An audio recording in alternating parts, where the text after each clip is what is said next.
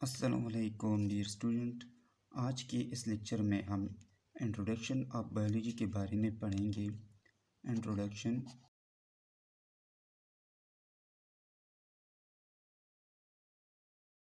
As a scientific student, as a biological student, हमको ये जानना चाहिए कि बायोलॉजी का इंट्रोडक्शन क्या है।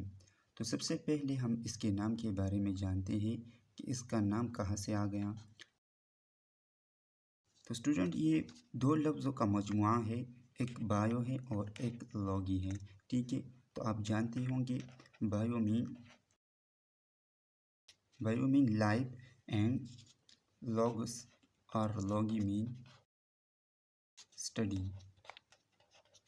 तो इसका मतलब ये है कि इस पीरियड के अंदर हम लाइफ के बारे में स्टडी करेंगे, लाइफ के बारे में हम नॉलेज हासिल करेंगे।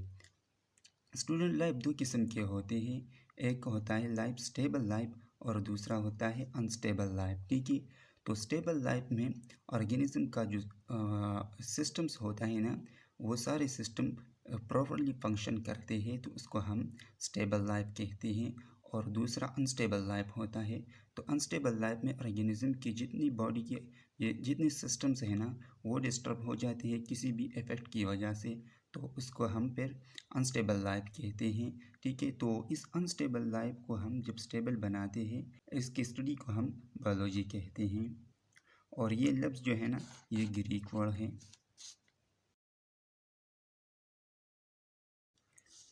इसके अलावा हम इसकी थोड़ा हिस्ट्री के बारे में पढ़ेंगे। बायोलॉजी का हिस्ट्री जो है ना, वो बहुत ज़्यादा डीप है, लेकिन यहाँ पर मैं आपको सिंपल बताने जा रहा हूँ।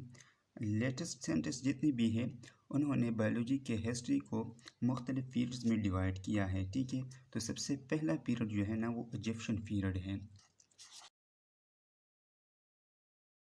ये इजिप्शियन पीरियड, इसको उर्दू में मिस्री दौर भी कहा जाता है। ये पीरियड 3100 BC से स्टार्ट हो गया था, यानी बहुत ज़्यादा पुराना पीरियड है। और ये इसमें सिंपल मेथड्स थे, बहुत ज़्यादा सिंपल पीरियड है, क्योंकि बहुत ज़्यादा पुराना है तो इसलिए सिंपल पीरियड है, इसको हम सिंपल पीरियड भी कह सकते हैं। इस पीरियड में क्या थे, ये तो चूँकि बहुत ज़्यादा पुराना है, तो इसलिए इसमें biological method well develop method नहीं थे, और न बायोलॉजिकल टेक्निक्स थे, और न किसी बीमारी की ख़ास ट्रीटमेंट थी, यानी सही तरीके से किसी बीमारी की ट्रीटमेंट भी मौजूद नहीं थी। तो इसमें हम लिख सकते हैं इसके पॉइंट्स में, नो बायोलॉजिकल मेथड्स,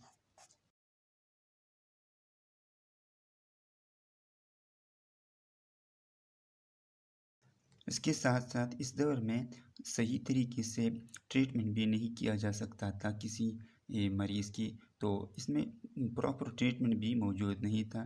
तो इसके पॉइंट्स में हम ये भी लिख सकते हैं, no proper treatments of in patients और no proper treatment of in disease.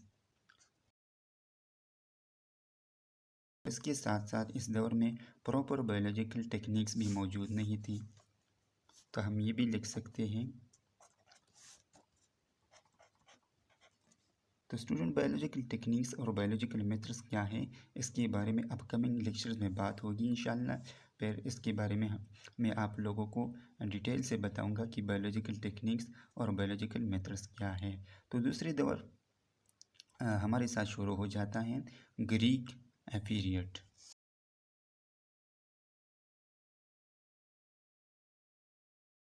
Student, दूसरा दौर जो है ना बायोलॉजी की हिस्ट्री में, दूसरा दौर ग्रीक पीरियड्स का दौर है। ठीक है, इसको यूनानी दौर भी कहा जा सकता है। यूनानी दौर, उर्दू में इसको यूनानी दौर भी कहते हैं। तो ये बहुत मॉडर्न दौर था, लेकिन याद रहे कि इस लेटेस्ट दौर की, लेटेस्ट पीरियड की बनिस्बत ये बहुत ज़्यादा पुराना और सिंपल दौर था। लेकिन इजिप्शियन पीरियड की बनिस्बत ये पीरियड जो है ना, ये बहुत मॉडर्न और वेल डेवलप पीरियड था। तो हम ये भी लिख सकते हैं, मॉडर्न पीरियड।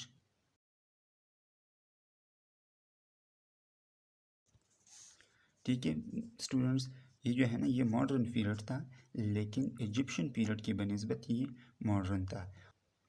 और स्टूडेंट इस दौर में जो है ना वेल डेवलप बायोलॉजिकल टेक्निक्स थी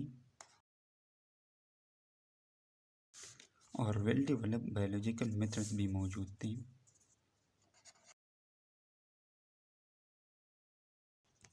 इसके साथ साथ प्रॉपर ट्रीटमेंट ऑफ डिजीज़ भी इस दौर में प्रॉपर ट्रीटमेंट भी मौजूद था। लेकिन याद रहे कि इजिप्शियन दौर की बनिस्बत ये सारी बातें थी, ठीक है। इजिप्शियन दौर की बनिस्बत प्रॉपर ट्रीटमेंट मौजूद था। और स्टूडेंट इस दौर में मुख्तलिफ साइंटिस्ट ने डिस्कवरी भी किया था और बायोलॉजी की फील्ड में अपना कंट्रीब्यूशन यानी अपना रोल भी अदा किया था। इसमें सबसे पहले नंबर पर आता है एरिस्टोटल।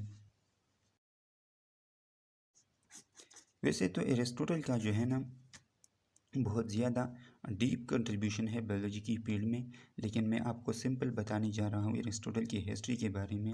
इसका लाइफ स्पेन जो है ना वो ये है 322 BC से शुरू हो जाता है और 384 BC तक इसका जो है ना लाइफ स्पेन था, यानी लाइफ टाइम जो था ना इनका वो यही था 322 BC से लेकर 384 BC तक। और इसने बहुत बड़ा कारनामा किया था, वो ये कि सबसे पहला क्लासिफिकेशन एरिस्टोटल ने पेश किया था, यानी एरिस्टोटल ने प्रेजेंट किया था। और वो ये कि सारे लिविंग ऑर्गेनिज्म को इसने 2 कैटेगरी में डिवाइड किए थे। उन्होंने जो है ना एक को प्लांट्स कहा, एक कैटेगरी को प्लांट्स कहा और दूसरी को जो है ना उन्होंने एनिमल्स का नाम दिया। तो फिर इसके बारे में मुख्तलिफ हाइपोथेसिस किताबों में मौजूद है, लेकिन प्लांट्स का नाम इसने क्यों दिया और एनिमल्स का नाम इसने क्यों दिया। तो स्टूडेंट ये सुनिए कि प्लांट्स का नाम जो है ना इसने ये क्लासिफिकेशन प्लांट्स और एनिमल्स लिविंग ऑर्गेनिज्म को 2 कैटेगरी में तकसीम किया। तो ये इसने मॉर्फोलॉजिकल यानी एक्सटर्नल स्ट्रक्चर के बेस पर उन्होंने ये क्लासिफिकेशन किया।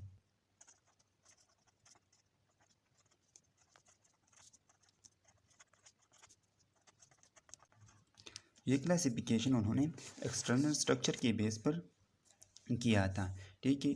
और इसके साथ साथ इन्होंने प्लांट्स का नाम इसको क्यों दिया और एनिमल्स का नाम क्यों दिया, तो ये भी ओरली सुन ले कि प्लांट्स का नाम लिविंग ऑर्गेनिज्म वैसे तो प्लांट्स भी लिविंग ऑर्गेनिज्म है और एनिमल्स भी लिविंग ऑर्गेनिज्म है। तो हम प्लांट्स को प्लांट्स क्यों कहते हैं, ये इसलिए कि ये अपनी लोकेशन को चेंज नहीं करता, सारा लाइफ जो है ना वो एक ही जगह पर मतलब गुजारता है। और एनिमल्स जो है ना वो टाइम के साथ साथ अपनी लोकेशन को चेंज करता है, ठीक है। एरिस्टोटल को फादर ऑफ बायोलॉजी भी कहा जाता है।